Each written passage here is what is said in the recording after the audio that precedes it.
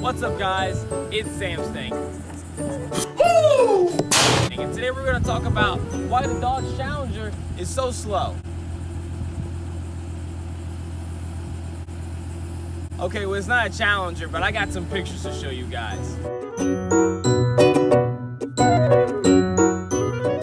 And we're not going to talk about the V6 one because that one really is slow.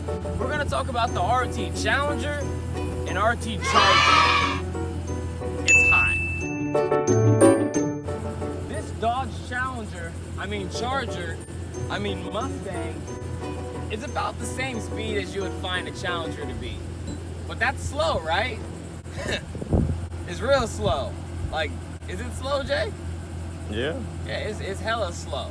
So why are you guys spending $40,000? I'm just kidding. It's not actually slow, but the power to weight ratio is the thing that really determines why the Challenger is so slow.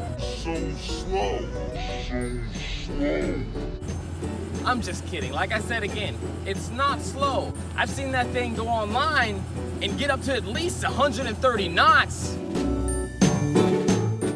But main thing is, the Dodge Challenger isn't exactly slow, but it's 4190 pounds. That's 4,190,000 pounds. For a coupe, that's heavy. That's like a Bentley heavy, and they're not exactly as fancy as a Bentley or anything, so why is it so heavy in the long run? Oh, that gives the power to weight ratio to 11.6. In this car, in stock form, it's like 11.9. So there are 0.3 difference from each other in power to weight ratio, but it has 375 horsepower versus 305 horsepower. And why are they so close in power to weight ratio? Because the car is heavy. Now, if you then Charger is it's gonna be like really heavy. I mean, that thing is like 4,200 pounds, 4,260 or 50.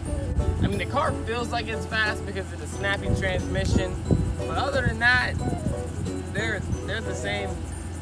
They're not really fast. Like, they'll get a 13, maybe like low 13 or something on the quarter mile.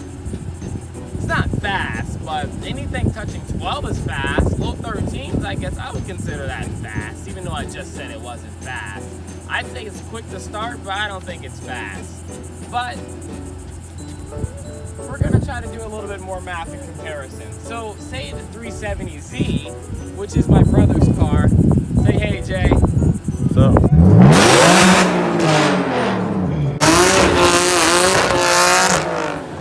He's recording. 370Z's power to weight ratio is actually somewhere in the 11 or 10, because the car is like, it's not 11, it's like 10. No, is it 9? I don't know. It's really light, but that's a whole 2-pound difference for the power to weight ratio. I think that's how it kind of works. All I know is it's a lot lower and it's closer to a Mustang GT. Look at this fucking douchebag. Look at him. This is not a good look. I don't like that at all. So that kind of makes the car seem like it's a hell of a lot faster, even though it's only doing like 330, 350, 360 horsepower in the range. So you could put the same horsepower out of that Charger Challenger into one of these cars, and it would seem like the car is a hell of a lot faster. Like, how many boats have you killed, Jay?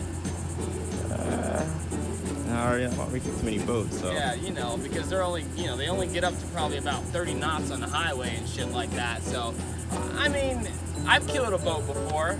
He was surprised. It was an older boat though. So I say, if you're not a boat that is like 2015 and up, you're a pretty slow boat. Like that, you might as well not be racing people. Like that is terrible. You are a couch with wheels on a highway getting pulled by a Ram truck, which isn't really all that fast either. I've seen some of them that's actually kind of fast. But having said all that, the car can seem faster than this car can by a long shot because it's really paired with an 8-speed automatic transmission. But we can automatically, I don't know why I said that, we can kind of pair that in terms with the Corvette or something like that. You guys probably say, oh, I got a Hellcat, I got a Demon.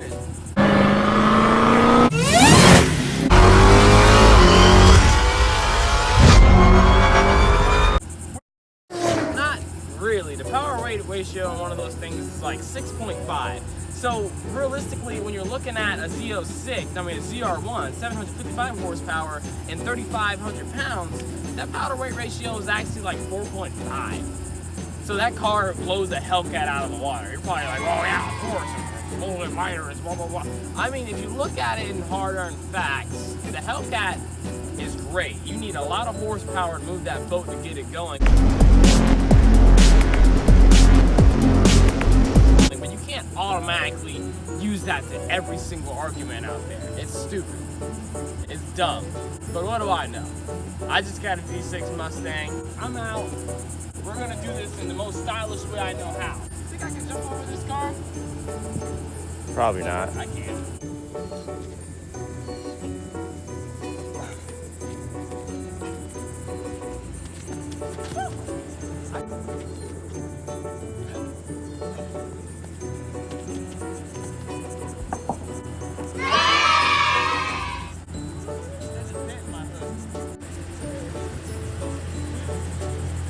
Well, they can get that into 13 miles per quarter mile. I can fix this.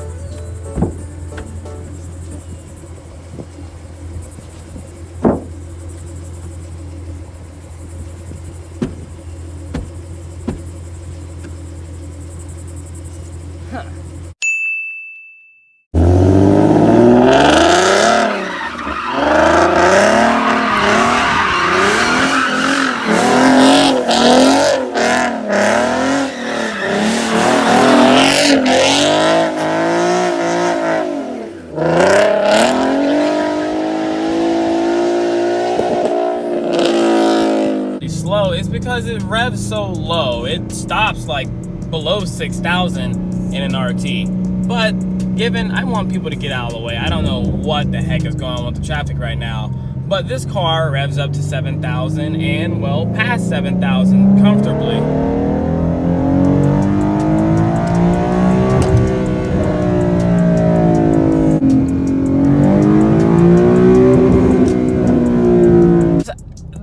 Experience would make you feel like a Challenger is slow, but if you're an older time dude, you might think it's fast, you know? You might think it's nice and punchy.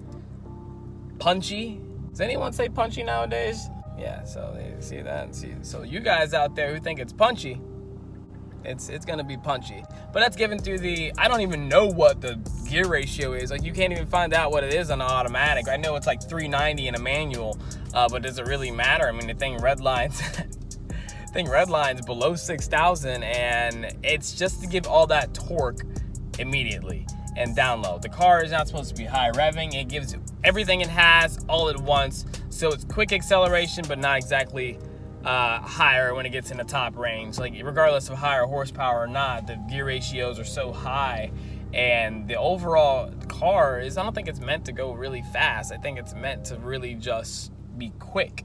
But even like the Scat Pack, different story. This has been all about the RT the whole time. It's not about the Hellcat, not about the Scat Pack. Like, you could get like, let's say, why do you expect a car that's already 4,000 pounds, over 4,000 pounds, to move extremely quick when you yourself, the driver, most likely isn't gonna be like quick yourself? Like, you don't get up and run and you're probably like 170, 180. Like, that's how heavy the average American male is. So what I'm trying to say is the car itself is not slow, okay? The car is heavy and the driver's probably heavy, okay? So it's not gonna get up and just jet. It's not saying it's slow by any means. It might not be as fast as its other V8 counterparts at its price level, but it doesn't mean it's slow. I would love one of those things for the sound. Like, I wouldn't say I'd, myself purchase one. Sir, how may I help you? Could I get 2 spicy chickens? Okay. With no mayo? Okay. That's it. Thank you for your patience. Go with your order, please. Oh, could I get the $5 boneless wings? What's your side item and drink? Mashed potatoes. All right, anything else? That's it. It's sleeker in person, but like I don't even like really get to see him. I just see like little glimpses of the EcoBoosts when I go by. I never see a GT around here. When these cars first came out, Jay, when they first came out, weren't they like a bunch of like convertibles everywhere? It was stupid. Honey, we're saving on fuel economy. Fuck that V6 over there. Traded in my RT Challenger for this. Cultured, I know that's an SS Camaro convertible. See, that thing I wouldn't even talk about. That thing is really fast. I know that's a Hellcat. I see him around here all the time.